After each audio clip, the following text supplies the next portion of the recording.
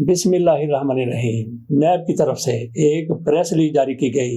मलक रियाज हुसैन के हवाले से बहरिया टाउन के मालिक, बड़े पाकिस्तान के प्रॉपर्टी टाइकॉन, उनके हवाले से प्रेस रिलीज जारी की गई, जिस पर मलक रियाज की तरफ से बड़े गुस्से का, शदीद रद्द-ए-अमल का इजहार किया गया। वो गोया ये प्रेस रिलीज सामने आने के बाद भड़क उठे, उनकी तरफ से जुर्रत का इजहार किया गया, उन्होंने दिलेरी दिखाई, उनकी तरफ से धमकियां भी दी गई और इसके साथ साथ उन्होंने ब्लैकमेल करने की कोशिश भी की। ये सारा कुछ आपके सामने रखते हैं। मलक रियाज के हवाले से प्रेस रिलीज क्या जारी की गई थी?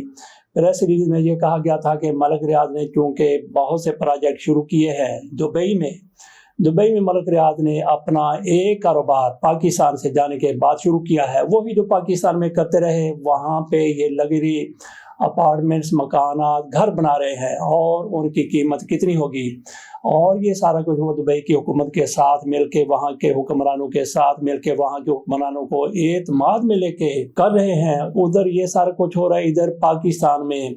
इस हवाले से नैब की तरफ से एक प्रेस रिलीज जारी कर दी जाती है। नैब का काम है कि बदउनवानी को, करप्शन को पकड़ना और किसी भी करप्ट शख्स के पैसे जो उसने 2 नंबरी से बनाए हैं उनको रिकवर करना, ये नैब की बुनियादी जिम्मेदारी है। और नैब इस हवाले से बहुत ज़्यादा काम भी कर रहा है। आइंदा देखते हैं कि रजीम ने जिस तरह से इसके डंक निकाल दिए, इसके दांत निकाल दिए, इसके पर कुतर दिए, इसके बावजूद भी उम्मीद की जा रही है कि नैब कुछ बहुत बड़ा कर दिखाएगा। लेकिन किन लोगों के बारे में जिनका कोई नहीं है, जिनकी कोई सिफारिश नहीं है, जिनकी कोई ताकत नहीं है, और आज की रजीम जिनके खिलाफ हो गई है, यही वो नैब है जिसने आज की रजीम के लोगों के अरबों रुपए छोड़ दिए, ख़त्म कर दिए। और इसमें नैब का कोई कसूर नहीं है, क्योंकि रजीम आई, इन्होंने आइन में तरमीम कर दी, इन्होंने नए कानून बना दिए, तो अपने आप को साफ बचा के ले गए।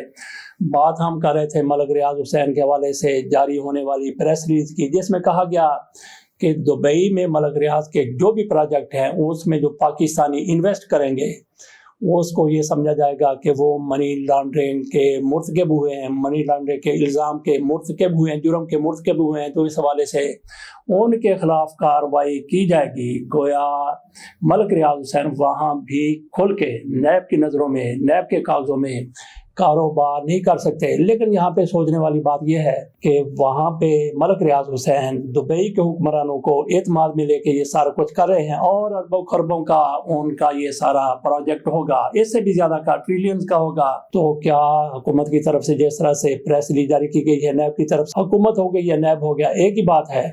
तो क्या पाकिस्तान की हुकूमत के तल्लुकात दुबई के हुक्मरानों के साथ, दुबई के साथ बेहतर रह सकेंगे या उनमें कोई दरार पैदा हो जाएगी? तो इस पर मलक रियाज हुसैन की तरफ से जो रद्द अमल सामने आया मैं आपके सामने रखता हूँ।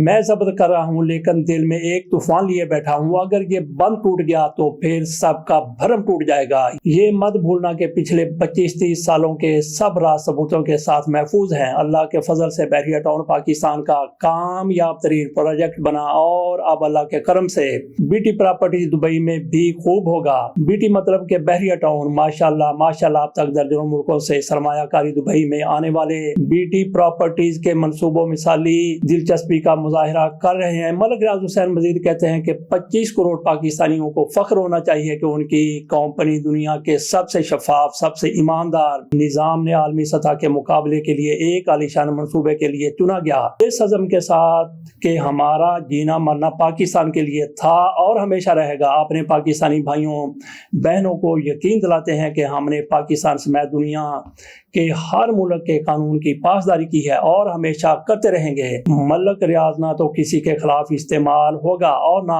किसी से ब्लैकमेल होगा। इंशाल्लाह दुबई प्रोजेक्ट कामयाब भी होगा और दुबई समेत पूरी दुनिया में पाकिस्तान की पहचान बनेगा। तो मलक रियाज ने एक मौके पर यह भी कहा था कि जो भी करना है कर लें, लेकिन मैं इमरान खान के खिलाफ गवाही नहीं दूंगा। तो इनके इस ट्वीट से भी यही नजर आता है, यही तासर मिलता है कि शायद उनको गवाही के लिए मजबूर किया जा रहा है इमरान खान के खिलाफ 190 मिलियन पाउंड केस में। लेकिन یہ ان کی سوچ ہو سکتی ہے، ان کا ایک تاثر ہو سکتا ہے۔ کیا یہی سچائی ہے، یہی حقیقت ہے کچھ لوگوں کی طرف سے؟ جیسا کہ عمر کی ماں، وہ کہتے ہیں کہ دراصل ملک ریاض کو سامنا ہے کراچی میں جو انہوں نے زمین خریدی تھی، جس کے 460 ارب روپے دینے کا انہوں نے وعدہ کیا تھا، انہوں نے کچھ قسطیں ادا بھی کر دی، لیکن باقی قسطیں وہ ادا نہیں کر رہے تھے۔ آج کل وہ دبئی میں بیٹھے ہوئے ہیں، تو وہ کیسز ان کے خلاف ایک ریفرنس آنے والا ہے۔ عمر کی صاحب وہی ہیں جنہوں نے میاں نواز شریف صاحب اور ان کے خاندان کو ایکسپوز کرنے میں سر دھڑ کی بازی لگا دی تھی، اور پاناما کیس میاں نواز شریف صاحب پر بنا تھا، میاں نواز شریف کو سزا ہوئی، ذلت ہوئی، رسوائی ہوئی، اس میں عمر کی صاحب کا بہت بڑا پاکستانی صحافی ہونے کے حوالے سے کردار تھا، ہاتھ تھا، اور اس کے بعد جب میاں نواز شریف صاحب رسوا ہو گئے، ذلیل ہو گئے، سزائیں سنا دی گئیں، تو یہی عمر کی صاحب پھر میاں نواز شریف کے ارد گرد اپنی گھوما کرتے تھے۔ تو آج ان کی طرف سے کہا گیا کہ ملک ریاض حسین کو خطرہ اس چیز کا ہے، جب ان کے خلاف ریفرنس آ جائے گا اور ان کی گرفتاری کے لیے انٹرپول سے رابطہ کیا جائے گا، گرفتاری کی کوشش کی جائے گی، تو اس موقع پر ملک ریاض حسین یہ کہیں گے کہ دیکھیں، میں نے تو پہلے کہہ دیا تھا کہ مجھ پر دباؤ ہے گواہی دینے کے لیے، تو باقی بھی کئی تجزیہ نگاروں کی طرف سے مختلف قسم کی رائے دی جا رہی ہے۔ بہرحال ملک ریاض حسین کی طرف سے بڑی جرأت کے ساتھ کہا گیا کہ میں ڈٹا ہوا ہوں، میں نہیں جھکوں گا، میں نہیں ڈروں گا۔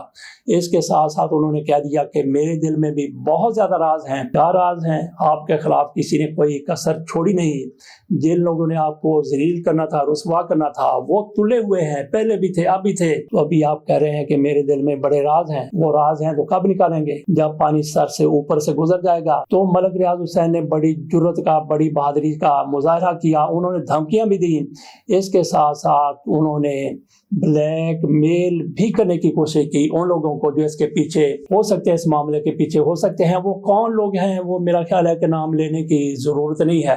ہم نے بات یہ کرنی تھی ملک ریاض حسین کی کہ وہ جرأت کا مظاہرہ کر رہے ہیں، دھمکیاں دے رہے ہیں، اور اس کے ساتھ ساتھ جیسا انہوں نے کہا کہ مجھے بلیک میل کرنے کی کوشش کی جا رہی ہے۔ ملک ریاض حسین خود بھی کچھ اداروں کو، کچھ لوگوں کو، کچھ شعبوں کو، کچھ شخصیات کو بلیک میل کرتے ہوئے نظر آ رہے ہیں۔ تو باقی ملک ریاض حسین واضح طور پر کئی مرتبہ کہہ چکے ہیں کہ میں اپنی فائلوں کو کام نکالنے کے لیے پہیے لگا دیا کرتا ہوں، تو گویا آپ خود بھی 2 نمبری کا اعتراف کر رہے ہیں۔ بہرحال ان کے پاکستان میں عظیم الشان منصوبے ہیں، اور ان کا بحریہ ٹاؤن واقعی ایک دنیا میں برانڈ بن چکا ہے۔ تو کیا ہماری حکومت، ہمارا نیب پوری کوشش کرے گا کہ ملک ریاض حسین کو دبئی سے واپس لایا جائے یا لانے کی کوشش کی جائے؟ اس کوشش میں آپ دبئی کے ساتھ، متحدہ عرب امارات کے ساتھ اپنے تعلقات تو خراب نہیں کر لیں گے، بیڑا تو غرق نہیں کر دیں گے پاکستان کی اکانومی کا، کیونکہ پاکستان کی اکانومی کا بہت زیادہ دار و مدار متحدہ عرب امارات پر بھی ہے۔ متحدہ عرب امارات میں، دبئی میں، دیگر ریاستوں میں پاکستانی کتنی تعداد میں موجود ہے۔ اگر آپ اس طرح کی کوئی ان کے پروجیکٹ کو تباہ کرنے کی، ختم کرنے کی، جس میں دبئی کی حکومت حصے دار بن چکی ہے، ایسا کریں گے تو پھر ان کی طرف سے رد عمل تو آئے گا۔ ذرا ہوش کے ناخن لیجئے نیب صاحب، ذرا دیکھیے، دھیرے سے چلیے۔ پاکستان کی معاشی حالت پہلے ہی کچھ اچھی نہیں ہے، آپ اس کو بھی غرق کر دینا چاہتے ہیں صرف اور صرف اس لیے کہ ملک ریاض حسین عمران خان کے خلاف گواہی دے دیں۔ تو پچھلی ویلاگ میں بھی ہم نے ایسی بات کی ہے، یہی بات کی ہے کہ ایک لمحہ ایسا آ جاتا ہے کہ ادھر کی دنیا ادھر، ادھر کی دنیا ادھر ہو جاتی ہے، تو وہ لمحہ دیکھتے ہیں کہ کب آتا ہے۔ یہی نیب پھر کہے گا